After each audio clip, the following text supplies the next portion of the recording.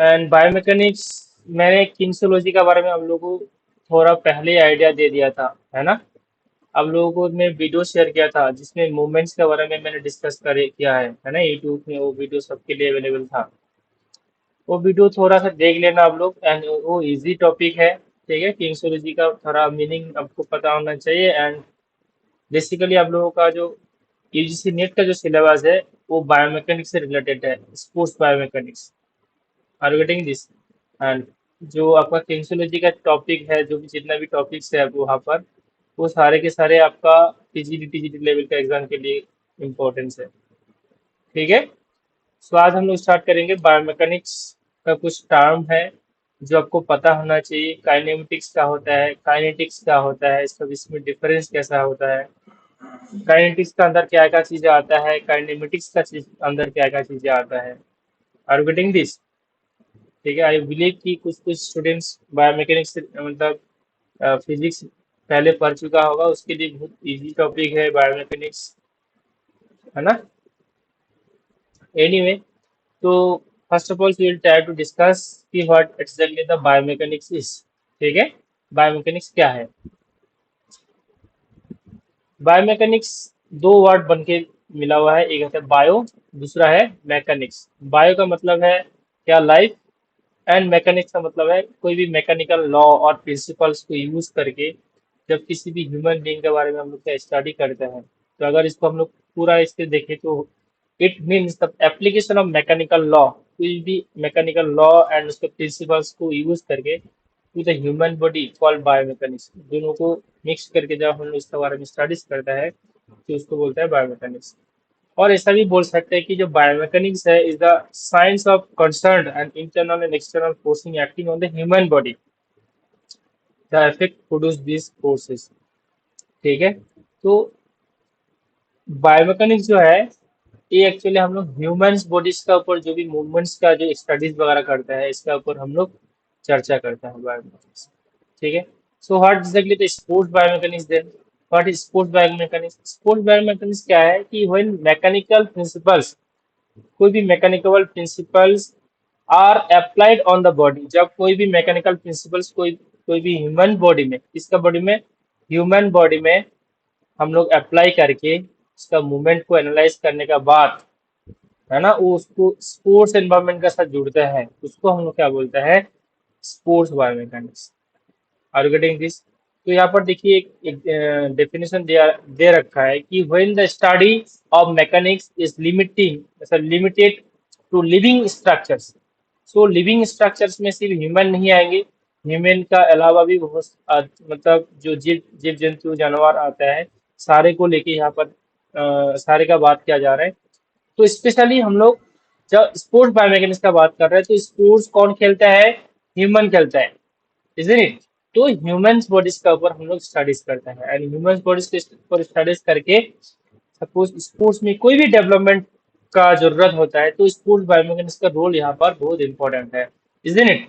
Yes और no बताइए, है ना। देखो जैसे कि लिविंग स्ट्रक्चर मतलब क्या है, लिविंग स्ट्रक्चर मतलब कोई भी कोई भी जानवर हो सकता है, इनमें से हम लोग भी एक है ना, ह्यूमन है। तो जैसे कि एक डॉग हो सकता है, एक गाय हो सकता है, तो उसका भी मूवमेंट को जब एनालाइज करेंगे तो उसको भी बायोमैकेनिक्स बोला जाता है। यहाँ पर हम लोग बात कर रहे हैं स्पोर्ट्स बायोमैकेनिक्स का। स्पोर्ट्स बायोमैकेनिक्स स्पेशली हम लोग ह्यूमन बॉडीज का यहाँ पर क्या करता है, स्टडी करता है। ये जो डेफिनेशन है, ये डेफिनेशन किसने दिया है, वेल्स एंड के एफ लुटजेंस ने दिया है, ठीक है। So when the study of mechanism is limited to living structures and especially in the human body, ठीक है। Is it clear? ओके। उसके बाद कुछ टर्म है जो आपको पता होना चाहिए, आगे जाके जब हम लोग पढ़ेंगे तो आपको कुछ टर्मिनोलॉजीज पता होना चाहिए। एक होता है स्टैटिक मोशन, एक होता है डायनेमिक मोशन। तो अगर हम लोग बात करें मोशन कितने टाइप का होता है, मेनली मोशन कितने टाइप का होता है, टू टाइप का होता है। कौन सा होता है, स्टैटिक और डायनेमिक मोशन, ठीक। जो स्टैटिक मोशन होता है, स्टैटिक मोशंस में when we study object which immovable, immovable मतलब क्या है, देयर इज नो मूवमेंट, क्या, नो, है ना, जहां पर मूवमेंट प्रेजेंट नहीं होता है। और we can say in the rest और static motion. Are you getting this? कोई भी ऑब्जेक्ट जब कोई रेस्ट मोशन में मतलब रेस्ट में रहता है, इट मीन्स हम लोग बोल सकते हैं कि विदाउट मोशन। जब हम लोग किसी भी ऑब्जेक्ट का स्टडी करता है, that is called static motion, right. And अगर हम लोग बात करें कि डायनेमिक मोशन किसको बोलेंगे हम लोग, व्हाट इज डायनेमिक मोशन? जहां पर हम लोग क्या होगा, विथ मोशन, जहां पर मूवमेंट इज प्रेजेंट, क्या है, movement is present. Are getting this? It means study of movement of the body in term of time and space. लेकिन हम लोग यहाँ पर दो चीज जोड़ रहा है, एक इन term of time and space. जब हम लोग मूवमेंट का स्टडी कर रहा है with respect of time and space, that is called dynamic motion. ठीक है, इसका एग्जाम्पल देखिए क्या है। How much motion in which direction the object is moving. मतलब कोई एक ऑब्जेक्ट है, सपोज कोई इंसान एक जगह से दूसरी जगह में जा रहा है, सब यहाँ पर जा रहा है, तो ये इसका डायरेक्शन को है क्या है, लेफ्ट से लेके राइट साइड तक जा रहा है ना। कौन सा डायरेक्शन में जा रहा है, लेफ्ट से लेके राइट साइड में। ये क्या है, एक मूविंग पोजीशन में है क्योंकि ये रनिंग कर रहे हैं। तो इसका जो हम लोग स्टडी जब करेंगे, तो इसको हम लोग बोलेंगे dynamic motion. Is it clear? Yes और नो? अभी बात है कि जो डायनेमिक मोशन है, ये डायनेमिक मोशन दो तरीके का होता है। कौन सा होता है? एक है काइनेटिक, दूसरा होता है क्या, काइनेमेटिक्स। क्या है? यस, काइनेटिक और kinematics. So what is the main difference between two? What is kinetics क्या है एंड काइनेमेटिक्स क्या है? Very good. जो काइनेटिक्स है क्या है, what causes of the body move. मतलब कोई भी बॉडी जब मूवमेंट हो रहा है, उसका पीछे का कारण क्या है ना। उसके पीछे का कारण क्या है? कारण क्या हो सकता है? कोई पुश किया है, मतलब फोर्स अप्लाई किया है, तब जाके उसका क्या होगा, मूवमेंट हो सकता है ना। Are getting this? सपोज यहाँ पर कोई एक इंसान खड़ा हुआ है, ठीक है। तो ये इंसान अगर ऐसे मतलब स्टैंडिंग बाय स्टैंडिंग है, तो ये बाय स्टैंडिंग ही रहेंगे। या सपोज मान लीजिए यहाँ पर कोई बॉल रखा है, बॉल, ठीक है, बॉल रखा है, तो ये एक ऑब्जेक्ट है। इस ऑब्जेक्ट तब तक क्या होगा, मतलब एक स्टैटिक पोजीशन में रहेंगे जब तक इसका बीच में कोई मतलब एक्सटर्नल फोर्स वगैरह अप्लाई नहीं होगा। सपोज कोई इंसान है कि इसमें लात मारा, तब जगह बॉल मूव किया, तो ये जो लात मारा इसमें क्या अप्लाई हुआ, फोर्स अप्लाई हुआ, राइट, है ना। तो जो फोर्स अप्लाई हुआ, ये इसका कॉज है, इजंट इट? ये इसका कॉज है। तो देखो, the this include the study of cause of motion. मतलब उसमें हम लोग कोई भी मोशंस का कारण को पता करने के लिए कोशिश करते हैं, किसमें, काइनेटिक्स में। ठीक है, काइनेटिक्स मतलब क्या है, जहां पर कॉज का पता करता है। एंड काइनेमेटिक्स क्या है, काइनेमेटिक्स है कि डिस्क्राइब द क्या, मोशन। हाँ, हाँ, जहां पर हम लोग क्या करते हैं, मोशंस का डिस्क्रिप्शन करते हैं। How much motion is there, duration of the motion is there, acceleration क्या है, उसका वेलोसिटी क्या है of the object, all this things. तो इसका सिंपल डिफरेंस ये है कि यहाँ पर हम लोग जब काइनेमेटिक्स का स्टडी करते हैं, तो it's describe the motion of the body, right. And जब काइनेटिक बोलता है क्या, it's includes the study of cause of motion. मतलब उसका पीछे क्या कारण क्या है। Is it clear? यस और नो? तो एक बात ध्यान रखेंगे, जब भी हम लोग काइनेटिक्स का बारे में बात करेंगे, तो काइनेटिक्स का अंदर कौन सा चीज आता है, काइनेटिक्स का अंदर फोर्स आएंगे, फोर्स, हाँ, वेरी गुड, इनर्शिया, कौन सा आएंगे, इनर्शिया आएंगे। यस, वेरी गुड, मोमेंटम आएंगे। और क्या आएंगे, इम्पल्स आएंगे, इम्पल्स। ओके, स्टेबिलिटी आएंगे, मास, इनर्शिया, फोर्स, वेट। तो दीज आर द क्या है, काइनेटिक्स क्या है, ये काइनेटिक्स का अंदर है। अभी क्वेश्चन यहाँ से पूछा जाता है कि which of the following are not a comes under the kinetics. तो आप अभी आसानी से आंसर कर पाएंगे कि नहीं पाएंगे? आपको सिर्फ यही याद रखना है कि कॉस, अगर कोई चीज का कॉज हो रहा है, तब जाके वो क्या आएंगे, काइनेटिक्स का अंदर आएंगे। एंड किसी के बारे में हम लोग जब डिस्क्रिप्शन देंगे, सिर्फ डिस्क्रिप्शन मीन्स क्या है, किसी का डिस्टेंस क्या है ना, क्या है, डिस्टेंस क्या है, yeah, acceleration, speed, velocity, है ना, acceleration due to gravity, this all such comes under क्या है, kinematics. Is it clear or not? So, yes, we can. Hmm. Hmm. Yes.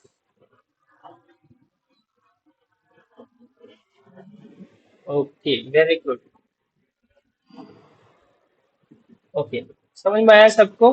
तो ये आपका काइनेटिक्स एंड काइनेमेटिक्स का क्या है, डिफरेंस है, जो आपको पता होना चाहिए। एंड इसका इससे रिलेटेड एक बार नेट में एग्जाम भी आया था, क्वेश्चन भी आया था कि कौन सा इसका पार्ट है, कौन सा नहीं है, इस तरीके का क्वेश्चन, सिंपल क्वेश्चन है। लेकिन आपको अगर एक साथ बीच में डिफरेंस पता है तो आप आसानी से इसका आंसर कर पाएंगे। ठीक है, अभी बात करेंगे हम लोग किसके बारे में, क्या, linear kinematics and angular kinematics. तो काइनेमेटिक्स की भी दो पार्ट है, एक है लीनियर, दूसरा है क्या आपका angular kinematics. So what does means of linear kinematics? तो इट इंक्लूड्स, लीनियर काइनेमेटिक्स में हम लोग डिस्टेंस को स्टडी करता है, डिस्प्लेसमेंट को एंड स्पीड को, वेलोसिटी को, एक्सेलरेशन को। क्यों? क्योंकि एक सिंगल्स लाइंस में जाता है। जब एंगुलर काइनेमेटिक्स, जब कोई एंगल्स रहेंगे वहां पर, है ना, एंगल्स। ठीक है, जैसे कि एग्जांपल है angular displacement, angular distance, angular speed and angular velocity. इसमें मतलब एक्सप्लेन नहीं करो उतना। ठीक है, क्या हो गया? हाँ, ओके। उसके बाद आपका है काइनेटिक्स का अंदर जो क्या क्या आता है, यहाँ पर फिर से लिखा गया है, this include mass, weight, force, है ना। ठीक है, ओके। अभी हम लोग बात करेंगे जो लीनियर काइनेमेटिक्स का अंदर कौन सा चीज आया आता है। हम लोग अभी देखा कि डिस्टेंस आता है ना, डिस्प्लेसमेंट आता है, स्पीड आता है, वेलोसिटी आता है, एक्सेलरेशन आता है। तो what does mean of distance? Distance किसको बोलेंगे हम लोग? ठीक है, सिंपल है, सभी ने इतना दिन से इसका बारे में जिक्र कर रहे हैं कि when a body moves one place to another place, कोई एक ये है, बॉडी है सपोज, इंसान से यहाँ पर एक जगह से दूसरे जगह में मूव कर रहा है, यहाँ तो आ रहा है ना, यहाँ तो अगर इस डायरेक्शन में आ रहा है, तो यहाँ से लेके यहाँ का जो लेंथ है उसका, उसी को हम लोग क्या बोलेंगे, डिस्टेंस क्या बोलेंगे। ठीक है, distance can never be zero. क्या डिस्टेंस जीरो हो सकता है? जीरो नहीं हो सकता है, क्योंकि इसका डेफिनेशन से पता चल रहा है कि ये एक जगह से दूसरी जगह में ट्रेवल कर रहा है, उसका बीच का बीच में जो क्या है, अ, जितना डिस्टेंस वो कवर कर रहा है, मतलब एक जगह से दूसरी जगह, है ना, वन प्लेस टू अनदर, इसका जो लेंथ है और पाथवे है, इस टोटल को हम लोग क्या बोल रहे हैं, डिस्टेंस बोल रहे हैं। सो अगर हम लोग डिस्टेंस का, हम लोग अगर टाइम एंड डिस्टेंस का मतलब मैथ किया होगा तो आप उसका फॉर्मूला आपको पता होगा। डिस्टेंस इक्वल टू क्या है?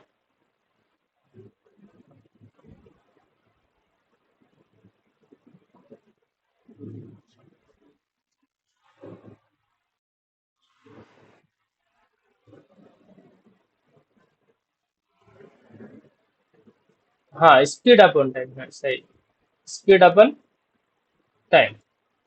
ठीक, स्पीड अपॉन टाइम। नहीं, ये शायद गलत बोल रहे हैं क्या आप लोग? डिस्टेंस का फॉर्मूला क्या है, नीचे लिखा तो नहीं है? एक मिनट में देख लेता हूँ। टाइम इंटू स्पीड नहीं है?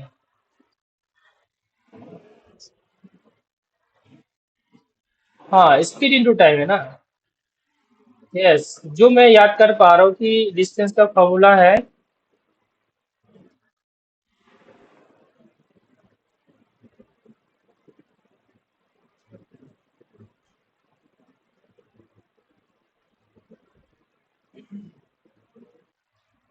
कौन सा है, स्पीड इंटू टाइम है। कोई रेक्टिफाई कीजिए इसको। आई थिंक डिस्टेंस ना, distance equal to speed into time है ना। डिस्टेंस की स्पीड, हाँ, स्पीड इंटू टाइम है। ठीक है, ठीक है, अजय, स्पीड इंटू टाइम है, मतलब वो कितने स्पीड में वो डिस्टेंस को कवर कर रहे हैं। ठीक है, एंड डिस्प्लेसमेंट किसको बोल रहे हैं, बहुत इंटरेस्टिंग है, एंड यहाँ से क्वेश्चन पूछा जाता है। ठीक है, जो डिस्प्लेसमेंट होता है, जैसे कि हम लोग जब देखा कि डिस्टेंस मतलब कि एक इंसान यहाँ से ऐसे ऐसे ऐसे ऐसे यहाँ तक पहुंचा, तो ये इसका डिस्टेंस होगा, यहाँ से मतलब ये वाला पूरा डिस्टेंस हुआ उसका, है ना। लेकिन जब डिस्प्लेसमेंट का बात करेंगे हम लोग, सपोज एक इंसान यहाँ से उसका मतलब चलना शुरू किया, है ना, चलना शुरू किया, यहाँ पर आके खत्म किया उसने, कहाँ पर आके, क्या पर आके खत्म किया। ये जो डिस okay, so distance between final and initial position in the shortage distance क्या है, शॉर्टेज, ये वाला टर्म भी आपको याद करना है, शॉर्टेज स्ट्रेट में। सो यहाँ से हम लोग, ये तो पूरा है डिस्टेंस, लेकिन यहाँ से डायरेक्ट इसका जो डिस्टेंस होगा, ये क्या होगा, इसका डिस्प्लेसमेंट होगा, क्या होगा, डिस्प्लेसमेंट। आर गेटिंग दिस, तो ये शॉर्टेज डिस्टेंस है, क्या है, शॉर्टेस्ट। अगर इनिशियल पोजीशन ये हो गया इसका इनिशियल पोजीशन, एंड ये हो गया इसका फाइनल पोजीशन, तो इसका यहाँ से यहाँ तक का जो शॉर्टेज डिस्टेंस होगा। हाँ, अभी मैं आता हूँ उस चीज में, हाँ नेगेटिव हो सकता है, ठीक है, नेगेटिव हो सकता है, वो जीरो भी हो सकता है, ठीक है। कौन सा केस में जीरो होगा, कौन सा केस में जीरो होगा, देखो, वेरी गुड, तो 400 मीटर रेस में इसका क्या होगा, जीरो होगा। अभी अगर एक एथलीट 200 मीटर भाग रहा है, ठीक, 200 मीटर भाग रहा है उसका ट्रैक से, तो ये इसका स्टार्टिंग पॉइंट सपोज मान लीजिए, एंड ये यहाँ से या 400 मीटर भाग रहा है, तो सपोज इसका स्ट्राइकर यहाँ पर है ना, स्ट्राइकर यहाँ पर है, तो यहाँ से ये अगर भागेंगे तो खत्म कहाँ पर आके करेंगे, ये यहाँ पर आके खत्म करेंगे, राइट। तो इसका डिस्प्लेसमेंट क्या होगा, यहाँ से देखिए, हाँ, जितना भी स्ट्रगल होगा 7.33 होगा, तो ये -7.33 इसका क्या हो जाएगा, डिस्प्लेसमेंट हो गया। इसको समझ में नहीं आया है, इस चीज को समझ में आया सारे को। तो आई बिलीव कि आपको सारे को ये चीज कॉन्सेप्ट पता है, तो इसलिए मेरे लिए आसानी हो रहा है कि आप लोग जल्दी जल्दी समझ पा रहे हैं। जिसको समझ में नहीं आ रहा है, तो प्लीज एक मेरे को बताइए जरूर, कि जो डिस्प्लेसमेंट होता है शॉर्टेस्ट डिस्टेंस होता है, क्या होता है, शॉर्टेस्ट, एक जगह से दूसरी जगह का है शॉर्टेस्ट। ये वाला एग्जाम्पल से समझ पाए आप लोग, ये वाला एग्जाम्पल से, या तो इसमें अगर नहीं समझ रहा है, तो सपोज एक 400 मीटर हो रहा है, तो फास्ट लेन से जो एथलीट्स भागेंगे फास्ट लेन से, ठीक है, उसका डिस्प्लेसमेंट क्या होगा, क्या बन गया, उसका डिस्प्लेसमेंट होगा जीरो, क्योंकि वो जहां से स्टार्ट कर रहा है वहां पर आके फिनिश कर रहा है। और गेटिंग दिस, तो उसका डिस्प्लेसमेंट होगा जीरो। अगर वो सेकेंड लेन से भाग रहा है, तो उसका सेकेंड लेन का जो स्ट्राइकर होगा, उस स्ट्राइकर उसका क्या होगा, हाँ 7.33 या 7.32, मेरे को याद नहीं आ रहा एग्जैक्टली, तो उसका क्या होगा, वो डिस्प्लेसमेंट होगा। आर गेटिंग दिस, यस और नो। ओके, आगे देखते हैं हम लोग स्पीड के बारे में, ठीक, क्या, नहीं समझा नहीं, मैं क्या बोला। हाँ, वो उतना नहीं पूछता है, लेकिन हाँ वो वेक्टर स्केल्स में मापा जाता है, आई थिंक सो, हाँ। डिस्प्लेसमेंट ना, एक मिनट में देख लेता हूँ इसको, है ना, डिस्प्लेसमेंट।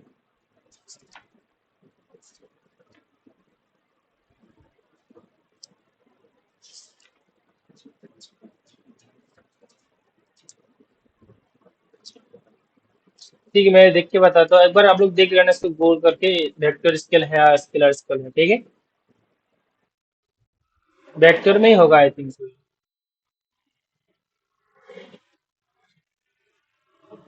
हाँ, हाँ, बंगाली में मत बोलो, हिंदी बोलो,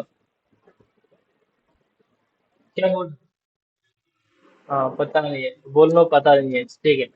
ओके, स्पीड हम लोग बात करते हैं, स्पीड का distance covered by time taken, है ना, कोई भी जब डिस्टेंस कवर कर रहा है and कितने टाइम में कर रहे हैं, मतलब डिस्टेंस अपॉन टाइम, मतलब क्या है, स्पीड है ना। आप लोग इसका फॉर्मूला भी आपको पता होगा, कि जब हम लोग मैथ वगैरह करते हैं, मैथ में भी अप्लाई होता है। सपोज एक डिस्टेंस है, या पर 100 मीटर डिस्टेंस वो 10 सेकेंड में कवर किया है ना, तो उसकी स्पीड क्या होगा, 100 डिवाइडेड बाई 10 इक्वल टू क्या है, 10 मीटर पर सेकेंड स्क्वायर, है ना, 10 मीटर पर सेकेंड।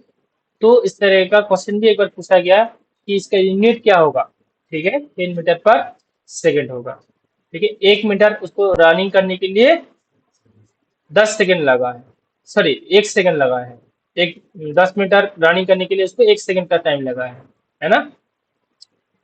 उसके बाद देखो, ये सारे टर्मिनोलॉजी आपको पता होना चाहिए, ठीक है। क्या है टर्म, टर्म का मतलब क्या है, ठीक है। वेलोसिटी मतलब क्या क्या है? वेलोसिटी मतलब rate of change of motions, क्या है? Rate of change of motions in a particular direction. कोई भी एक पर्टिकुलर डायरेक्शन में उसका जो रेट है, मतलब उसका जो स्पीड का चेंज करने का जो रेट है, उसको हम लोग क्या बोल रहे हैं? वेलोसिटी बोल रहे हैं। और rate of change of in the displacement, चाहे वो डिस्टेंस को ये कर रहा है, चेंज कर रहा है। और इसका जो फॉर्मूला क्या है?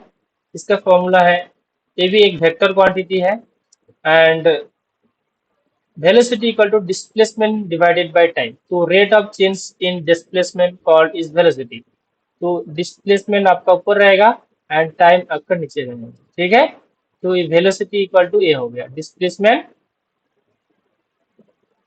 अपन टाइम, ठीक है। अगर एक्सीलरेशन के बारे में बात करें तो एक्सीलरेशन क्या है? Acceleration it can be defined as the rate of change of velocity. तो वेलोसिटी का जो चेंज करने का जो है, तो इस पर वेलोसिटी ऊपर हो जाएगा, टाइम नीचे हो जाएगा, ठीक है। Velocity divided by time.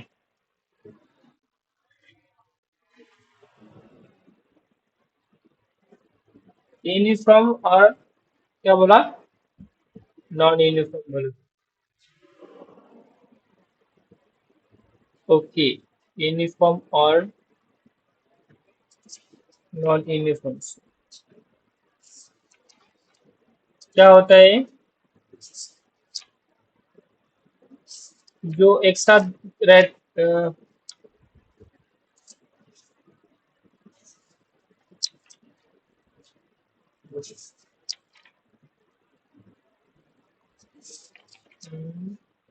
मैं बाद में देख के बताता हूँ, है ना, तो संजीत। अभी हम लोग पढ़ते हैं एक्सेलरेशन में क्या होता है कि acceleration the final velocity.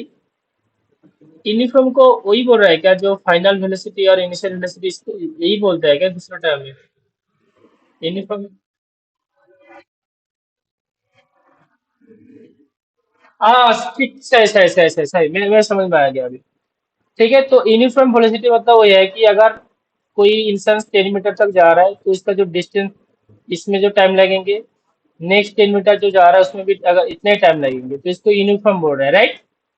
Uniform velocity. और जो नॉन यूनिफॉर्म होगा कि 10 मीटर जा रहा है ये 5 सेकंड में जा रहा है, सपोज यहाँ पर नेक्स्ट 10 मीटर जा रहा है 3 सेकंड में जा रहा है, तो इसको हम लोग क्या बोलते हैं? Non uniform. अभी याद आया मेरे को। तो यूनिफॉर्म मतलब जहां पर आपका डिस्टेंस भी सेम होगा, उसका टाइम टेकन भी सेम रहेगा। एंड जो नॉन यूनिफॉर्म वेलोसिटी होगा, उसमें डिस्टेंस सेम हो सकता है, लेकिन उसका जो टाइम होगा वो सेम नहीं है। इसको नॉन यूनिफॉर्म डिफरेंट है। सो इसको, हाँ मेरे को अभी याद है। हाँ ओके, ठीक है। अ, समझ में आया यहाँ पर एक चीज कि सपोज कोई आपने इक्वल डिस्टेंस कवर कर रहा है, ठीक है, इक्वल डिस्टेंस कवर कर रहा है, लेकिन इसका टाइम अगर एक सेम लग रहा है, सपोज इसमें भी 5 सेकंड लग रहा है, इसमें भी 5 सेकंड लग रहा है, इसमें भी 5 सेकंड, तो इसको यूनिफॉर्म वेलोसिटी बोल रहे हैं, राइट। नॉन यूनिफॉर्म क्या होगा कि यहाँ पर इसका डिस्टेंस इतना ही है, लेकिन इसमें टाइम लग रहा है सपोज 5 सेकंड, इसमें 7 सेकंड लग रहा है, इसमें अगर इसको 4 सेकंड लग रहा है, तो इसमें जो टाइम टेकन है ये इक्वल नहीं है ना कृष्ण जी? यही बोल रहे हैं यूनिफॉर्म और नॉन यूनिफॉर्म, ओके। उसके बाद क्या है? Units, metre per second square, इसका यूनिट क्या है? Metre per second square. Acceleration मतलब, हाँ मैंने इसको नहीं बोला होगा। एक्सेलरेशन यही है कि final velocity and initial velocity divided by time taken. मतलब क्या है कि सपोज कोई इंसान एक जगह से स्टार्ट किया रनिंग एंड यहाँ पर जाके खत्म किया, ठीक है। उसको इनिशियल इनिशियल वेलोसिटी सपोज जितना होगा, सपोज कितना मीटर पर सेकंड जो भी होगा, ठीक है, तो इसको इनिशियल वेलोसिटी देखा जाता है, जिसको यू से डिनोट किया जाता है। एंड उसका फाइनल वेलोसिटी मतलब जब उसको खत्म किया है उस दौरान उसका वेलोसिटी क्या था। तो final velocity minus initial velocity किया जाता है, तो फाइनल वेलोसिटी यू है एंड इनिशियल वेलोसिटी वी है।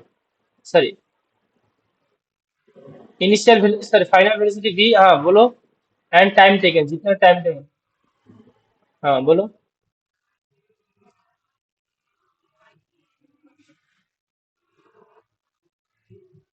नहीं नहीं, जीरो नहीं होता है।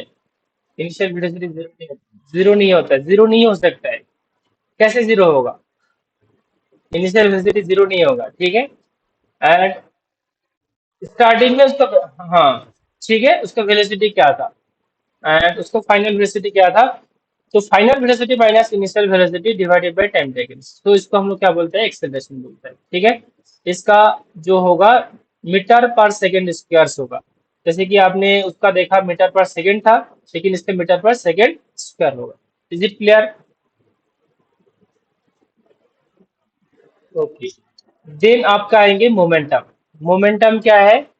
मोमेंटम है कि it can be defined as a mass in motions. क्या है? Mass in motions as well as all object have mass. So if an object is moving then it has momentum. अगर कोई suppose एक object जैसे moving moving position में है यानी यहाँ से, और अगर इसको फोर्स अप्लाई किया तो ये और ज्यादा मोमेंटम ले लिया, तो उसको हम मोमेंटम। तो मूवमेंट का सिंपल सा फार्मूला क्या है कि P equal to M V. P यहाँ पर मोमेंटम है एंड एम यहाँ पर मास है एंड वी, वी यहाँ पर क्या है? वेलोसिटी है। तो मास इंटू वेलोसिटी, यहाँ पर क्या है आपका? पी है। पी इक्वल टू क्या है आपका? पी मतलब क्या डिनोट कर रहे हैं यहाँ पर? मोमेंटम।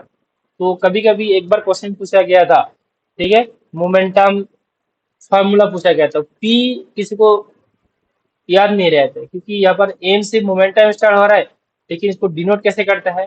पी से डिनोट करता है, ठीक है। तो मोमेंटम का अगर हम लोग डेफिनेशन देखेंगे, momentum is a product of, product मतलब multiplication, right? Product of mass into velocity, mass and velocity, ठीक है। इतना अगर पढ़ लेंगे तो आई बिलीव कि आपको कोई तकलीफ नहीं होगा, ठीक है। आपको उसका कॉन्सेप्ट थोड़ा पता होना चाहिए बस, ठीक है। हम लोग साइंस के स्टूडेंट नहीं है, थोड़ा थोड़ा पता होना चाहिए, ठीक है। हाँ, एंगुलर काइनेमेटिक्स शायद यहाँ पर नोट्स में मैंने इंक्लूड नहीं किया है।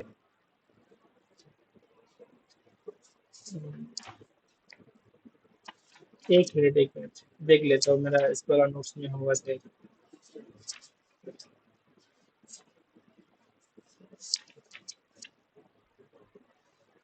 एंगुलर काइनेमेटिक्स में हम लोग क्या क्या देखा? कोई मतलब वो जो एंगल में जब होगा ना वही चीज, जैसे एंगुलर डिस्टेंस हो गया, एंगुलर डिस्प्लेसमेंट होगा, वो एंगल में होगा सिर्फ, बस। समझ में आ रहा है?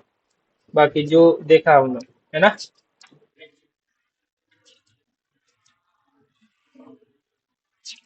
हाँ, सही सही सही, जब माइनस में तभी होगा जब वो एंगुलर में आएंगे, ठीक। ठीक है, हम लोग क्वेश्चन में जब करेंगे वो सारी चीज आपको समझ में आ जाएंगे, ठीक है। अभी देखो कि जो काइनेमेटिक्स, काइनेटिक्स वेरिएबल जिसमें होता है, जिसमें क्या क्या आता है चीज? मास आता है। कौन सा चीज आता है आपका? मास, है ना। क्या आता है? मास आता है। तो मास जो है, it is defined as the movement of matter contain in a body और ऑब्जेक्ट्स, मतलब हाँ, अमाउंट ऑफ मैटर, जहां पर कोई बॉडी और ऑब्जेक्ट में कोई भी अमाउंट ऑफ मेटल जब रहता है, उसको हम लोग क्या बोल रहे हैं? मास बोल रहे हैं। जैसे कि आपका बॉडी का वेट होगा, है ना। And the universal quantity which means the never change, जो आपका मास है कभी भी चेंज नहीं होता है ना। क्या नहीं होता है? मास कभी भी चेंज नहीं होता है। मास कितना है आपका उसमें?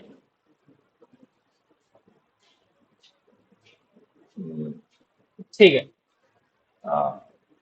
मास नेवर चेंज, इसको मैंने वो भूल गया यार, कितना था।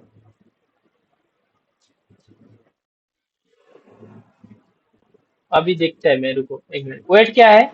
It is the force that an object attach attracted toward the earth। क्या है? वेट क्या है? It is the force which an object attached toward the earth, और it is product of mass into and gravity. Mass and gravity, gravitational force क्या है, कितना है, वही मैं पूछना चाह रहा था। What is the gravity?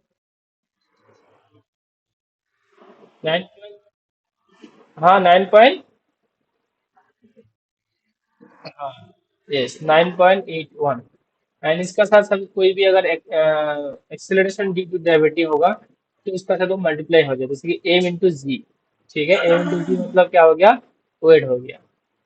तो हम लोगों का जो अर्थ में हमेशा क्या होता है, एक ग्रेविटेशनल फोर्स रहता है ना, ग्रेविटेशनल वो होता है। तो ग्रेविटी में क्या कितना होता है, 9.81 होता है हमेशा। ठीक है। Force, force is an influence that can be change the state of motion. कोई भी ऑब्जेक्ट का मोशन को चेंज कर सकता है कौन, फोर्स। सपोज कोई ऑब्जेक्ट यहाँ पर है, कोई अगर यहाँ पर बैठा है तो इसको अगर धक्का देंगे, फोर्स लगाएंगे तो वो एक जगह से दूसरी जगह हिल जाएगा, है ना। तो फोर्स मतलब क्या है, एक प्रोड्यूसेस मोशन, मोशंस को प्रोड्यूस करता है ना। And it can be stop the motions, unit of force is Newton. तो अगर न्यूटन फोर्स का अगर यूनिट्स देखेंगे तो क्या है, न्यूटन है। जो फोर्स होता है, फोर्स दो तरीके का होता है। एक होता है this force that is applied by the body, जो बॉडी के द्वारा कोई भी फोर्स दिया जाता है उसको क्या बोला जाता है, मोटिव फोर्स, जो क्रिएट मोशन, मोशन को क्रिएट करता है। एंड रेजिस्टिव फोर्स क्या किसको बोलता है, तो force applied by the objects, जब कोई दूसरे ऑब्जेक्ट से जब हम लोग फोर्स अप्लाई करता है उसको रेजिस्ट फोर्स मोशन बोला था। ठीक। जब कोई इंसान देता है तो उसको हम लोग क्रिएट मोशंस, तो मतलब मोटिव फोर्स बोलता है। एंड जब कोई दूसरा ऑब्जेक्ट से कोई फोर्स दिया जाता है, अप्लाई किया जाता है, उसको हम लोग रेजिस्टिव फोर्स बोलता है। क्लियर। अभी दूसरा और एक कॉन्सेप्ट है जिसका नाम, सो टर्म हम लोग अभी डिस्कस करेंगे, torque. What is torque.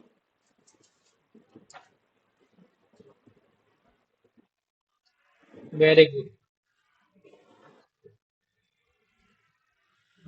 Very good. Rotating force, actually इसका अगर सही डेफिनेशन देंगे तो रोटेटिंग और एंगुलर मोशन में जो फोर्स अप्लाई करता है उसको। जैसे कि हम लोग वो देखा है क्या, जो कोई नॉल वगैरह खोलते हैं, है ना, या तो जो गाड़ी का जब गाड़ी में पंचर वगैरह हो जाता है तो वहां पर रोटेटिंग फोर्स यूज किया जाता है ना वो। हाँ, स्क्रू टाइट करने के लिए, जो भी हम लोग नट बोल्ट टाइट करने के लिए, वेरी गुड। तो उसमें हम लोग क्या क्या जरूरी है, टॉर्क जरूरी है। टॉर्क अगर नहीं होगा तो नट सही से टाइट नहीं कर पाएंगे हम लोग। तो the torque is the force that create rotatory और angular motions. Torque is the product of force and radial की परपेंडिकुलर डिस्टेंस। तो इसका फॉर्मूला देखिए क्या है, T equal to F R, T equal to F R. ठीक है। तो यहाँ पर आप लोग इसको याद रखेंगे, फॉर्मूला को। देखो उतना डीपली जाने का कोई जरूरत नहीं है।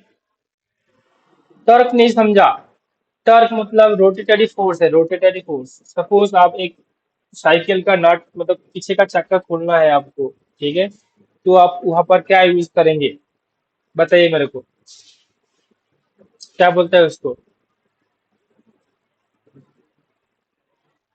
हाँ, रेंच यूज करेंगे। तो रेंच लगा के जो आप उस नट बोल्ट को जो खोलने का कोशिश कर रहे हैं, है ना, उसको बोलता है, यहाँ पर जो अप्लाई कर रहा है, फोर्स अप्लाई कर रहा है, उस फोर्स को बोलता है टॉर्क। क्या बोलता है, टॉर्क। ठीक है। तो यहाँ पर एक एक क्या क्रिएट करता है, रोटेटरी और एंगुलर मोशन क्रिएट करता है। एंगुलर मोशन जो आपका एंगुलर काइनेमेटिक्स में हम लोग देखा है, हम लोग इसके बारे में डिस्कस तो नहीं किया, लेकिन यहाँ पर एंगुलर मोशन क्रिएट करता है, एक रोटेटरी मोशन क्रिएट करता है। समझ में आ रहा है संजय। हाँ। उसके बाद आता है इम्पल्स। देखो इसमें आपको सिर्फ टर्म्स को याद रखना है, इसका जो फॉर्मूला है इस फॉर्मूला को याद रखिए। ठीक है, इतना काफी होगा।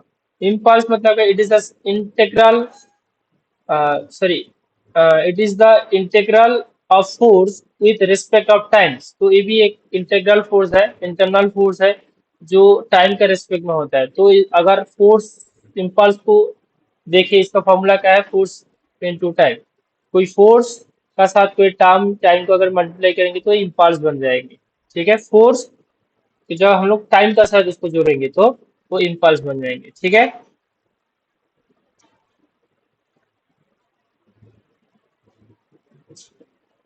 उसके बाद वर्क का बारे में बात करेंगे, तो वर्क क्या है, work is said to be done when a force produces motions. जब कोई फोर्स क्या करता है, मोशंस को प्रोड्यूस करता है। और हम लोग ये बोल सकते हैं कि work done in a moving और equal to the product of force exerted on the body and distance moved by the body in direction of force। जैसे कि यहाँ पर फॉर्मूला से आपको बहुत अच्छे से पता चलेगा कि work done equal to force into distance move by the body. तो फोर्स कितना अप्लाई किया हम लोग, एंड उसने कितना डिस्टेंस मूव किया है, कोई ऑब्जेक्ट कितना डिस्टेंस मूव किया है। ठीक है, डिस्टेंस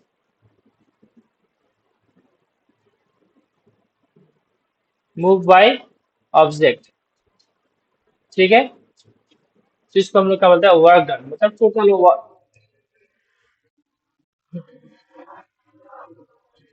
हाँ, कोई ऑब्जेक्ट कितना डिस्टेंस कवर कर रहा है, वेरी गुड, कोई ऑब्जेक्ट कितना डिस्टेंस कवर कर रहा है उसको हम लोग बोल रहे हैं ये। ठीक है,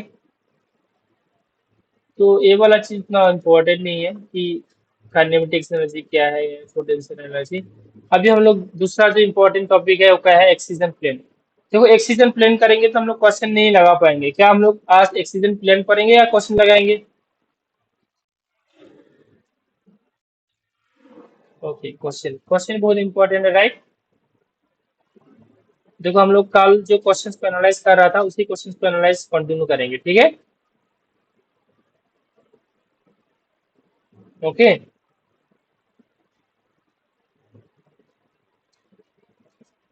दिख पा रहा है मेरा। ये क्वेश्चन हो गया था ना कल हम लोगों का, what will be happen during the super compression, ये हो गया था। Decrease in response of biomechanical objects to contain. हाँ, यहाँ से होगा, यहाँ से होगा। हाँ, अभी 76 से ही हो रहा है ना अभी, ठीक है। द डिस्टेंस इन की response, sir the decrease in response of a biological objects, ठीक है, to a continued stimulus in training is called. Continuous stimulus देते जा रहा है, क्या बोलेंगे, रिवर्सिबिलिटी, ये तो नहीं है। Decrease in response of biological, कौन कौन एक्लेमेशन बोल रहा है, आई थिंक ये सही आंसर होगा, एक्लेमेशन। इसका आंसर देख लेते हैं हम लोग, ठीक है। 26 का डी नंबर आंसर है। डी नंबर में क्या है, एकोमोडेशंस। एक बार क्वेश्चन क्या बोला था और एक बार रेड कीजिए आप लोग। वही तो मैं भी सोच रहा हूँ, the decrease in response biological objects to a continued stimulus in training is a called। continuous stimulus दे रहे,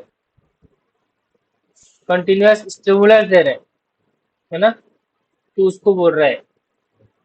इसमें एकोमोडेशन सही आंसर दे रखा है, इसको थोड़ा आप लोग चेक करना फिर से, एकोमोडेशन का मतलब क्या है, ठीक है। आगे बढ़ते हैं हम लोग अभी, समझिए। मेरे ख्याल से गलत आंसर की तो नहीं है, नहीं ख्याल यही तो किया था ना हम लोग, यही क्वेश्चन भी तो किया था।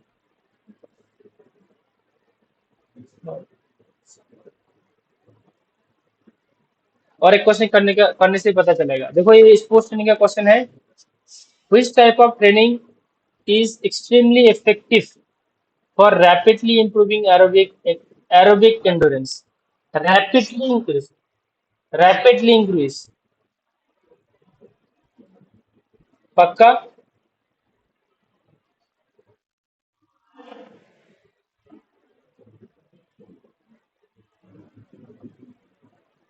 यहाँ पर बोला है रैपिडली, रैपिडली बोला है, ठीक है। देखो एक बात देखो, यहाँ पर रैपिडली पूछा है, इसलिए मैं पूछ रहा हूँ आप लोगों को, rapidly improving aerobic endurance. Aerobic endurance मतलब ऑक्सीजन का प्रेजेंस में एंडोरेंस आपका बात किया गया है ना, एंडोरेंस का। ऑप्शन सी आप सभी को लगेंगे, लेकिन मेरे ख्याल से ऑप्शन सी आंसर नहीं होंगे।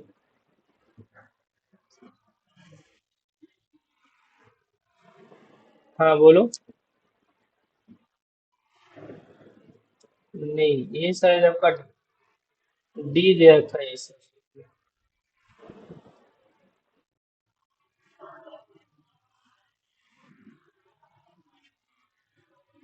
27 का ए, इंटरवल ट्रेनिंग, ठीक। Interval training, very good. So ये इंटरवल ट्रेनिंग इसका राइट आंसर है, ठीक है। इंटरवल ट्रेनिंग तो हम लोग रैपिडली अगर करना है ना, इंटरवल ट्रेनिंग में भी क्या होता है, थोड़ी थोड़ी हम लोग, इंटरवल ट्रेनिंग का मतलब क्या है, क्यों बता सकते हैं इंटरवल। हाँ, कौन बोला इनसफिशिएंट? Very good. तो इसका मीनिंग है कि इनसफिशिएंट रेस्ट क्या होता है? इनसफिशिएंट रेस्ट, है ना। इनसफिशिएंट रेस्ट मतलब क्या है कि हम लोग उसको फुल रिकवरी नहीं देता है। फुल रिकवरी देता है जब हम लोग क्या रिपीटेशन मेथड करते हैं, है ना। एंड रिपीटेशन मेथड कौन सा?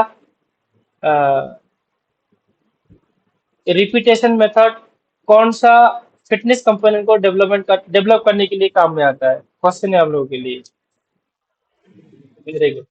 तो रिपीटेशन मेथड जब करेंगे, सपोज एक आप स्ट्राइड लगाया, एक स्ट्राइड लगाया वहां पर उसको फुल रिकवरी देता है। फुल रिकवरी मतलब क्या है? तो उसका जो हार्ट रेट है, नॉर्मल हार्ट रेट तक आना चाहिए, मतलब 70 से लेके 80 तक आना चाहिए, तब जाके उसका दूसरा रिपीटेशन शुरू होता है। लेकिन जब हम लोग इंटरवल ट्रेनिंग के बारे में बात करते हैं, सपोज वो ट्रेनिंग कर रहा है 160, जब ट्रेनिंग उसने किया, सपोज एक सेट किया, एक रिपीटेशन किया, करने के बाद उसका हार्ट रेट सपोज 180 तक किया, 160 से 180 तक, उसका हार्ट रेट नेक्स्ट आपको जो नेक्स्ट जो आप रिपीटेशन लगाएंगे वो कब तक लगाएंगे? जब उसका हार्ट रेट 120 से लेके 130 तक आएंगे, तब वो और एक बार दोबारा लगाएंगे। तो दोबारा जब लगाएंगे फिर से वो दोबारा 160 से 80 तक जाएंगे, और उसके बाद जो वाला जो रिपीटेशन लगाएंगे फिर उसका हार्ट रेट यहाँ तक आएंगे, उसके बाद फिर से वो दोबारा लगाएंगे। Are getting this? Interval training समझ में आ रहा है किस तरीके से होता है? इट मीन यहाँ पर इनसफिशियंट रेस्ट दिया जाता है, उसका जो हार्ट रेट है, उसका हार्ट रेट फुल्ली रिकवरी नहीं होता है। Are getting this? यहाँ पर उसको एक्टिव रेस्ट करना पड़ता है, एक्टिव रेस्ट। क्या रेस्ट करना पड़ता है? Active rest. Is it clear? दो टर्म समझ में आया? एक है आपका फुल रिकवरी कब जाता है, एंड फार्टलेग ट्रेनिंग में भी क्या होता है? इंड्योरेंस डेवलप होता है आपका, राइट। ये एक स्वीडिश वर्ड है ना, जिसका मतलब है स्पीड प्ले। क्या होता है? Speed play. एंड इसको डेवलप किसने किया है? गोस्टा होलमार ने किया है। कौन? गोस्टा होलमार ने किया है। Is it clear? किसने किया है? गोस्टा होलमार। इंटरवल ट्रेनिंग को किसने डेवलप किया है? If you know, type in the comment section the name of interval training, जिसने डेवलप किया है। ठीक है, उसके बाद नेक्स्ट क्वेश्चन देखो, दूसरे के लिए हेल्प हो जाएगा। दूसरे question, the training phenomena called supercompensation is also known as, oh my god, ये क्वेश्चन तो मैंने नहीं पढ़ा था। इंटरवल क्या training phenomena called supercompensation is known as? This is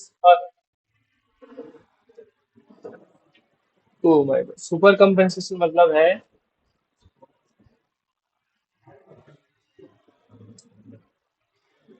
देख जब कोई एथलीट इस तरीके से प्रैक्टिस स्टार्ट करता है तो उसका परफॉर्मेंस पहले क्या होता है? डाउन होता है, राइट। क्योंकि उसका जो होमियोस्टेसिस है वो क्या होता है? डिसबैलेंस हो जाता है, राइट। उसके बाद उसको प्रॉपर रेस्ट दिया जाता है, स्लीप होता है उसका, उसका एडेप्टेशन होता है धीरे धीरे, होने के बाद उसका परफॉर्मेंस धीरे धीरे क्या होता है? इंक्रीज होता है। धीरे धीरे इंक्रीज होने के बाद जब उसका टफ परफॉर्मेंस आ रहा है, इसको बोलते हैं हम लोग सुपर कंपेंसेशन। ठीक, इसको बोलता है सुपर कंपेंसेशन। समझ में आया? कौन बता रहा था? सुपर कंपेंसेशन, इस फेज को बोलते हैं सुपर कंपेंसेशन। शुरुआत में उसका परफॉर्मेंस डाउन होता है, डिक्रीज होता है, उसके बाद धीरे धीरे उसको rest and recovery, again training देने के बाद, प्रॉपर न्यूट्रिशन डाइट देने के बाद उसका एडोप्टेशन होता है। यहाँ पर क्या होता है? Adoption, sorry.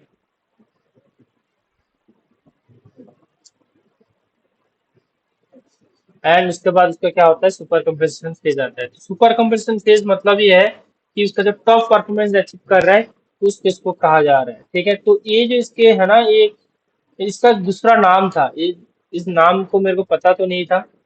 इसका आंसर थोड़ा देख लेते हैं, ठीक है। 28, 28 का ये है आंसर, ठीक है।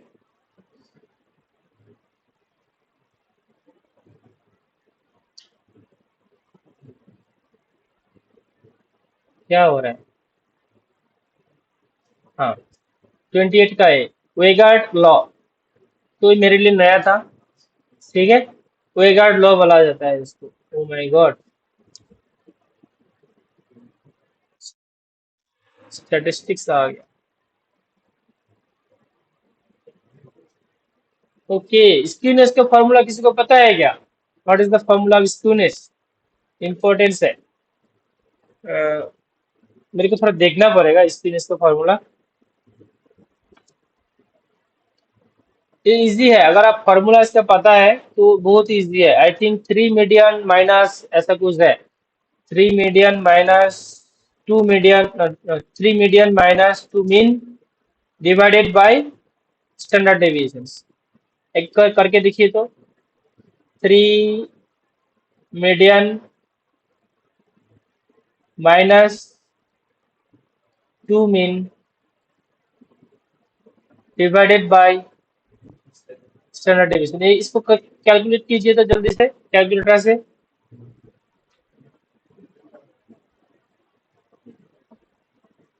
मैं बहुत दिन पहले पढ़ा था इसका फॉर्मूला, एक बार देखना पड़ेगा मेरे को। Skewness formula.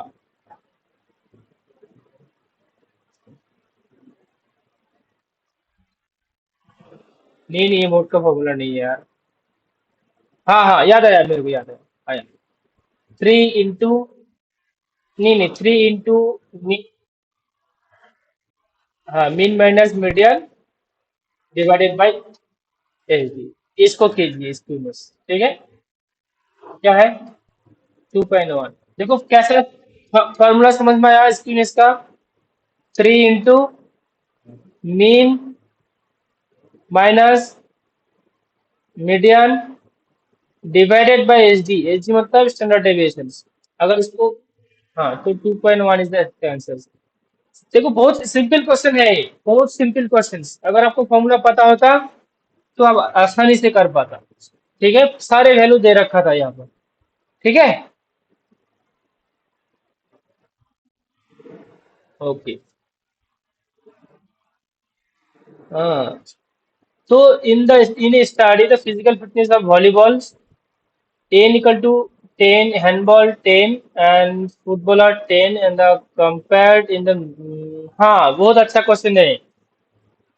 आप लोग को स्टैटिस्टिक्स पढ़ा है क्या अभी देवजी साहब ने? नहीं पढ़ाया।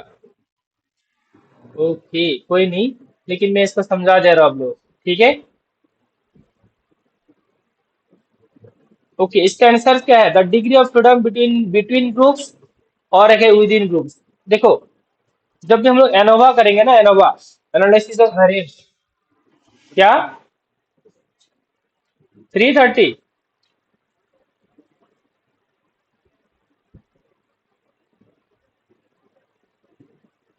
पक्का? मेरे को तो डाउट लग रहा है। हाँ, डाउट सही है मेरा। 330 कैसे होगा मैडम?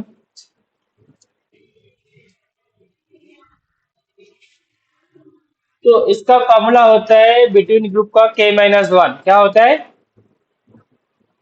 K-1 between group. इसका होता है K-। मतलब है टोटल ग्रुप। क्या है? K इक्वल टू, देखो मैं कब पढ़ा, जब मैंने कोर्स वर्क कर रहा था तब पढ़ाई किया, उसके बाद छोड़ दिया मैंने स्टैटिस्टिक्स पढ़ना। Total group -1। टोटल ग्रुप कितना है यहाँ पर? एक है वॉलीबॉल का ग्रुप, दूसरा है हैंडबॉल का ग्रुप, तीसरा है फुटबॉलर का ग्रुप। है ना? क्या समझो? तो क्या होगा? 3 - 1। अगर आपको इतना भी पता होता तो आंसर में पहुंच जाते आप। सिर्फ दो एक ही ऑप्शन में है। Isn't it? Am I right? हाँ। और यहाँ पर जो विद इन ग्रुप का फॉर्मूला है, विद इन मतलब विद इन ग्रुप में क्या होता है? जो टोटल सैंपल होता है, टोटल सैंपल को कैपिटल एन से डिनोट किया जाता है। किससे? Capital N. देखो यहाँ पर एन है, एन है, एन है, राइट। इन सभी को जोड़ा जाता है तो टोटल सैंपल कितना है? 10 + 10 + 10 कितना है? 30। एंड के, 30 - के मतलब क्या है आपका? 27। क्लियर हुआ इस चीज को? देखो यहाँ पर हम लोग स्टैटिस्टिक्स भी पढ़ रहा है, लेकिन क्वेश्चन के फॉर्म में। किसका फॉर्म में? क्वेश्चंस का फॉर्म में। एनोवा किसको कहा जाता है? जहां पर दो या दो से मोर देन, हाँ मोर देन थ्री और मोर देन थ्री ग्रुप जब रहेंगे, इसका बीच में जब हम लोग कंपेयर करेंगे, क्या करेंगे? कंपेयर करेंगे। क्या यहाँ पर कंपेयर कर रहा था? क्या यहाँ पर कंपेयर कर रहा था तीनों ग्रुप का बीच में? क्या यहाँ पर कंपेयर कर रहा था? तो यहाँ पर ही इसका डेफिनेशन भी है। क्या है? एनोवा का डेफिनेशन भी है। तो जब तीन या तीन से अधिक ग्रुप का साथ कंपेयर किया जाता है, उसको एनोवा बोलता है। जब दो ग्रुप का साथ कंपेयर किया जाता है, तो अब क्या बोलता है इसको? टी टेस्ट बोलता है। क्या बोलता है? टी टेस्ट बोलता है। ठीक। Is it clear?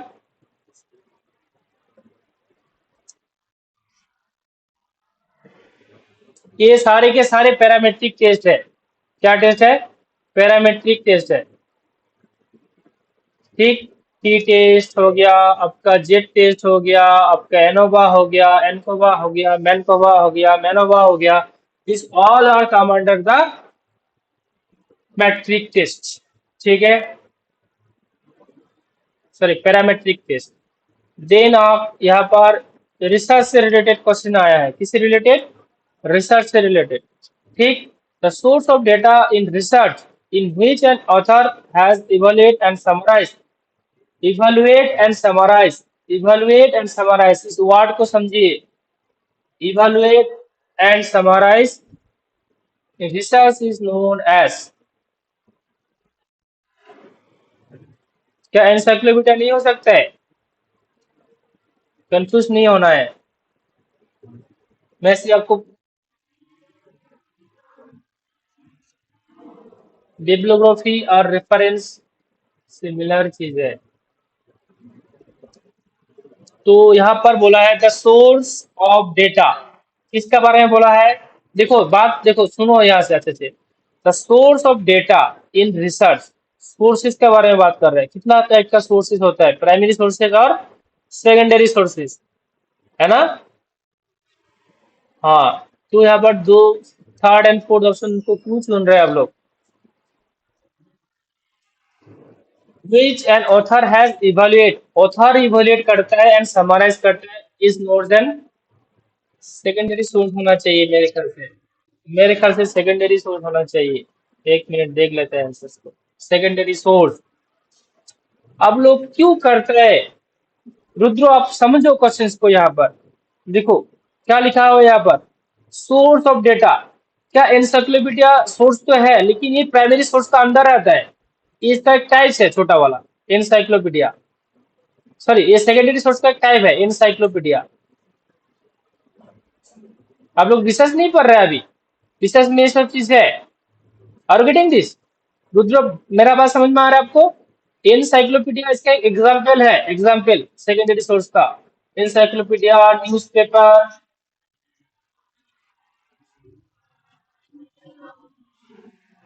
अरे आप लोग बड़ा बड़ा किताब नहीं पढ़ रहे, उसको एनसाइक्लोपीडिया बोलता है। जैसे ऑटोबायोग्राफी, इस तरह का वो होता है। जैसे कि इंग्लिश का एनसाइक्लोपीडिया ये है। कोई भी, जैसे कि विकीपीडिया बोल रहे हैं ना, विकीपीडिया उस तरह का वेबसाइट का टाइप है ये। समझ में आ रहा है? एनसाइक्लोपीडिया। ठीक। यहाँ पर क्वेश्चंस को पढ़ने में हम लोग गलत कर दिया है। देखो, ये सोर्स ऑफ डेटा क्या है? एक source of data in research. Sources कितने टाइप का होता है पहले बताओ मेरे को। सोर्सेस, डेटा का सोर्सेस। तो इसको काटो ना, ये दो ऑप्शन को काट दो ना। इसका क्या फायदा है? अभी बाद वाला चीज आ जाओ। बाद वाला में क्या बोल रहा है? Which an author, which an author evaluate. Author खुद नहीं लिख रहा है। ऑथर क्या कर रहा है? इवोलेट कर रहा है दूसरे चीज को। मतलब दूसरे चीज का मतलब क्या है? दूसरा कोई सेकेंडरी ऑथर। मतलब क्या कर रहा है? सेकेंड हैंड डेटा को क्या कर रहा है? इवोलेट कर रहा है। खुद कॉपी किया एंड खुद इवोलेट करके वो खुद लिख रहा है। तो क्या हुआ? ये सेकेंडरी डेटा होगा या प्राइमरी डेटा होगा? अभी बताओ। अभी समझ में आया? समझ में आया इसका सेकेंडरी क्या क्यों हुआ इसके आंसर? देखो क्वेश्चन को गलत तरीके से पढ़ो मत, क्वेश्चन को सही से पढ़ो अच्छे से, ठीक है। Rudro, last question, last two question, ठीक है। देखो, list of resources that provide brief descriptions of the nature. देखो अच्छे से देखो, अच्छे, बहुत अच्छा क्वेश्चन है। लिस्ट ऑफ रिसोर्सेज, कोई एक रिसोर्सेज है ना, लिस्ट, एक लिस्ट डाउन किया हुआ है, that provide a brief description of the nature, कोई भी नेचर का बारे में एक ब्रीफ डिस्क्रिप्शन दे रहा है, and scope of each book is known as, बताइए। एक ब्रीफ डिस्क्रिप्शन दे रहा है, एक बुक के बारे में ब्रीफ डिस्क्रिप्शन दे रहा है। बहुत अच्छा क्वेश्चन है। क्या उसको मार खाएगा?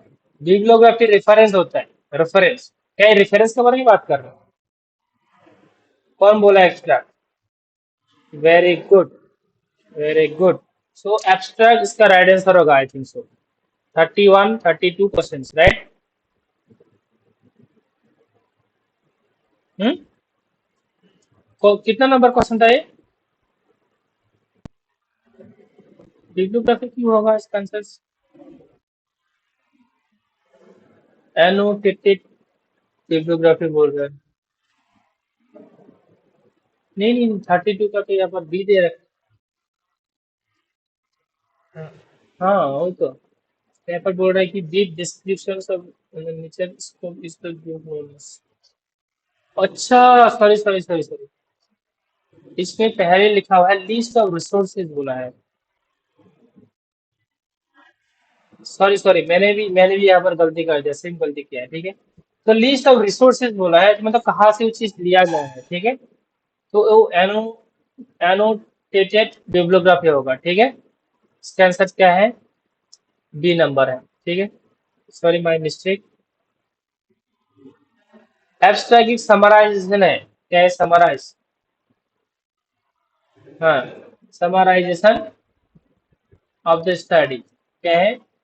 ऑफ द स्टडी, ठीक। इसमें क्या क्या जाता है, हम लोग समराइज करते हैं चीजों को, है ना, कि कोई भी चीज को समराइज कर रहे हैं। जैसे कि कोई एक रिसर्च, देवजी सर पर अच्छे, देवजी सर रिसर्च पर अच्छे ना, तो मतलब ये सारे चीज उस पास पेपर में ही है, ঠিক है। আমি আবার যদি পড়াই তাহলে আবার টাইম লেগে যাবে, আমি রিসার্চ।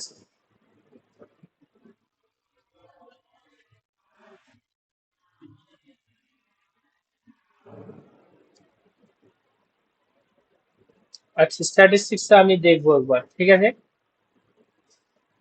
हाँ, स्टैटिस्टिक्स तो छोटा सब्जेक्ट नहीं है यार, बहुत लंबा है। सर तो करा रहा है, जल्दी सर करा देंगे आप लोगों को पूरा चीज, ठीक है। अगर उसके बाद कोई डाउट होता है, हम लोग इस तरह का जो क्वेश्चन सॉल्व करेंगे, इसमें हम लोग कर लेंगे, ठीक है। जो क्या है, दीपांशु ना, दीपांशु, आप रिसर्च एंड स्टैटिस्टिक्स का क्लास में सर का भी जोड़ जाना, ठीक है। ये देवजीत, उसको जोड़ लेना, ठीक है। रिसर्च एंड स्टैटिस्टिक्स दीपांशु को, ठीक है, क्योंकि वो फर्स्ट पेपर में है ना हम लोगों का, इसमें है ना, सेकंड पेपर में भी है। ठीक है, तू उसमें भी जोड़ जाना है एक बार, ठीक है, उस क्लास में। हाँ, क्योंकि एक स्टूडेंट्स के लिए हम लोग दोबारा उस चीज को वो, अगर वहां पर अगर समझ में नहीं आता है, हम लोग डिस्कस करेंगे उस चीज को, लेकिन ये लास्ट क्वेश्चन कर लीजिए, ठीक है। विच इवेल्युएशंस, कौन सा ऐसा इवेल्युएशन है, इवेल्युएशन के बारे में बात किया, इवेल्युएशन पढ़ा है हम लोग। कितने तरह का इवेल्युएशन होता है? Normative evaluation, formative evaluation, summative evaluation, subjective evaluation, objective evaluation. ये चार इवेल्युएशन के बारे में अगर मीनिंग पता है आपको, तो आप इजीली क्वेश्चंस को कर पाएंगे। अभी पूछा क्या है यहाँ पर, देखिए, promote high level of learning among all the students। एक मिनट,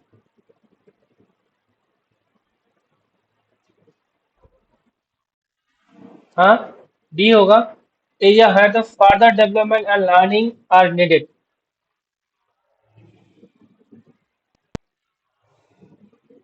फॉर्मेटिव समेटिव तो लास्ट में होता है, तो फर्दर डेवलपमेंट का जरूरत नहीं होता है, क्योंकि यहाँ पर रिजल्ट निकल जाता है, ये नहीं होगा।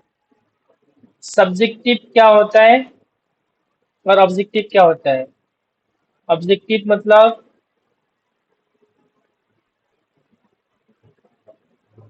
वस्तुनिष्ठ। हाँ। हाँ, तो इसका आंसर क्या होगा? डी होगा क्या? 33 का डी होगा शायद। हाँ, डी होगा, फॉर्मेटिव इवोल्यूशन होना चाहिए आंसर। एंड डी है इसका आंसर, ठीक है। कौन सा है? डी। जैसे कि फर्दर डेवलपमेंट का जरूरत है, जैसे कि आप लोग सपोज यहाँ पर मेरा क्लास कर रहे हैं एज एग्जाम्पल, ठीक है, कि मेरा क्लास कर रहे हैं, तो बीच बीच में मैं क्या ले रहा हूँ आप लोगों का? टेस्ट ले रहा हूँ, है ना? ये सर नो, 1 वीक बाद या 2 वीक्स बाद या 6 वीक्स बाद या वन वन मंथ का बाद क्या ले रहा हूँ? मैं टेस्ट ले रहा हूँ। ये जो टेस्ट ले रहा हूँ, ये एक तरीके का इवेल्युएशन है। क्या है? इवेल्युएशन है। ये कौन सा इवेल्युएशन है अगर मैं बोलूँ तो आप लोगों को? What type? ये है फॉर्मेटिव इवेल्युएशन। क्या है? फॉर्मेटिव इवेल्युएशन, है ना? यस और नो? फॉर्मेटिव इवेल्युएशन में क्या हो रहा है? क्या आप लोग इसमें पूरा चीज आपको पता है क्या? नहीं पता है ना? यस और नो? तो इसमें आपको फर्दर डेवलपमेंट का जरूरी है, और क्या क्या चीज गलती आ रहा है उसको हम लोग फाइंड आउट करते हैं यहाँ पर। M I right? तो इसको हम लोग पता करने के लिए इसको बोलता है फॉर्मेटिव इवैल्यूएशन। तो यहाँ पर वही चीज लिखा हुआ है कि जो when the evaluation promote high level of learning among all the students and areas where the further development and learning are needed, that is called formative evaluations। ठीक। इसको लास्ट और एक क्वेश्चन कर लेता है, जहां पर आपका बहुत एक मतलब बहुत ही इजी क्वेश्चन दे रखा है। जो Barrow ability motor ability test है, इसमें कौन सा नहीं है, या क्या बोला? हाँ, नहीं है। कौन सा आइटम नहीं है? इनमें 3 आइटम होता है, 3 आइटम होता है।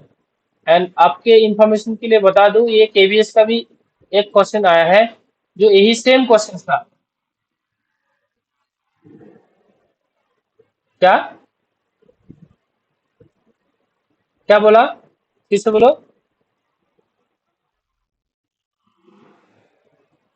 हाँ, समराइज समराइज। ठीक, समराइजेशन होता है ना, कोई भी चीज का समराइज। ये बहुत ही इजी ऑप्शन भी दे रखा था। वॉल पास हम लोग कभी नहीं सुना, राइट? वॉल पास। इस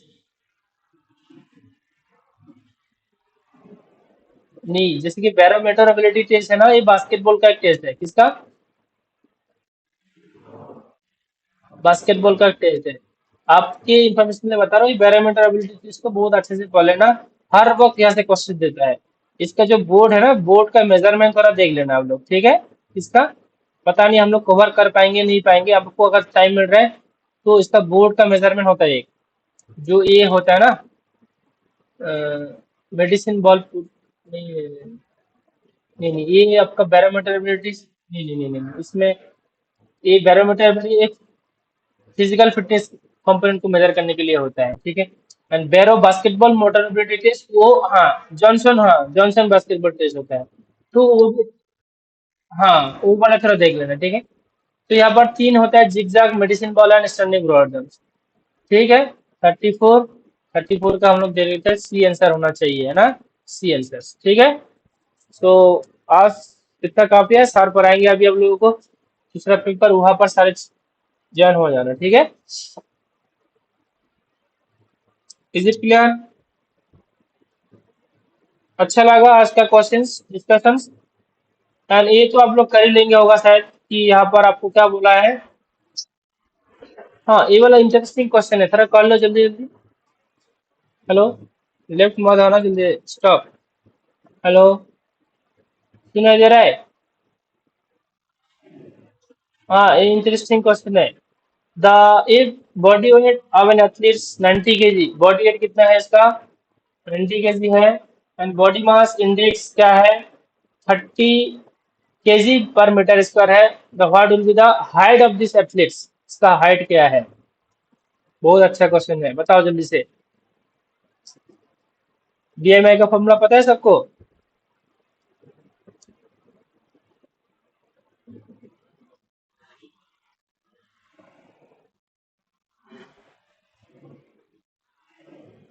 तो अभी इसको निकालो जल्दी से।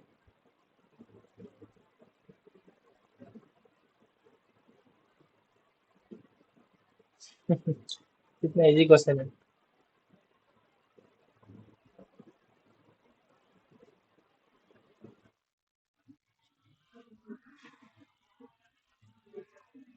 क्यों? क्यों समझ नहीं आया? अभी अभी अभी पता है इसका आंसर क्या है, कैसे निकालते हैं? देखो यहाँ पर बीएमआई दे रखा है, बीएमआई कितना है? 30 kg/मीटर। 30 = वेट कितना दे रखा है? 90, एंड हाइट स्क्वायर, है ना? तो अगर हम लोग इसको देखेंगे तो क्या होगा? 30 × हाइट स्क्वायर इक्वल टू 90, है ना? हाइट स्क्वायर इक्वल टू क्या होगा? 90 ÷ 30, राइट? जीरो जीरो कैंसिल है, 3 × 3, है ना? तो अगर एज करेंगे तो इसको रूट करना पड़ेगा, एज इक्वल टू रूट। तो 3 का रूट कितना होता है?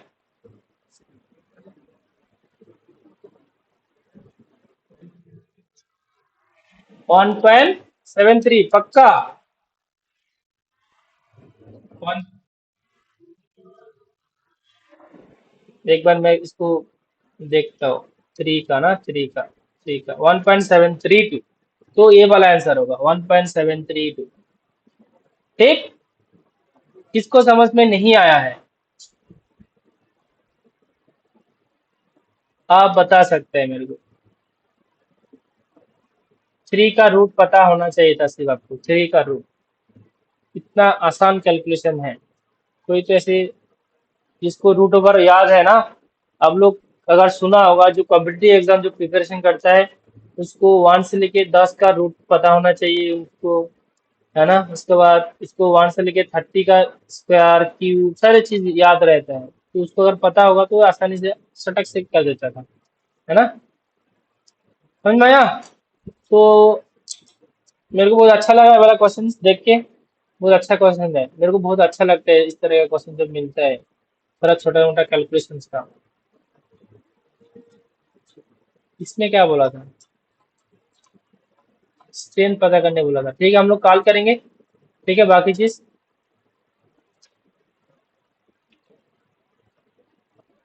Thank you so much.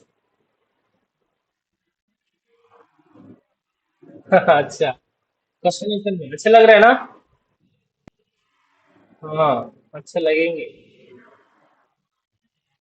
हाँ, एक देखता हूँ आज जो हम लोग पढ़ाई किया वहां से कुछ क्वेश्चन आया था क्या? हाँ, मैनेजमेंट पढ़ा था आप लोग। बोलो बोलो, इसका आंसर बोलो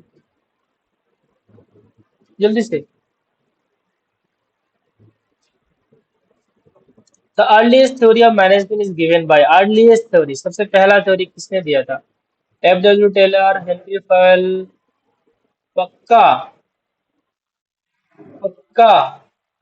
पक्का? अब पहले तो ये बताओ, ये कौन है, ये इंसान कौन है?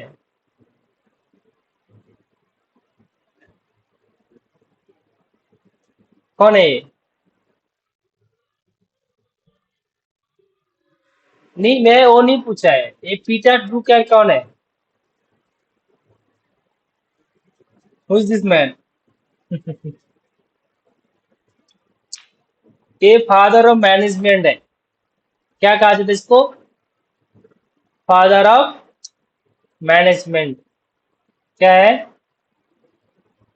पता था आप लोगों को? मैंने शायद नहीं बताया था उस टाइम जब पढ़ाया था मैंने हम लोगों को। ठीक है। तो फादर ऑफ मैनेजमेंट किसको कहा जाता है? पीटर ड्रुकर को। तो अभी अगर बात करेंगे थ्योरी को कौन देगा पहले, मैनेजमेंट का? इसी को देना चाहिए, या? नहीं। हाँ, फावल ही होगा। नहीं नहीं नहीं, फादर ऑफ मैनेजमेंट कोई थ्योरी लिखा हुआ है, नहीं लिखा है मैंने। दिखाओ। फादर ऑफ मैनेजमेंट जो मॉडर्न मैनेजमेंट ऐसा कुछ होगा उसमें, या एडमिनिस्ट्रेटिव मैनेजमेंट ऐसा कुछ होगा। ठीक है।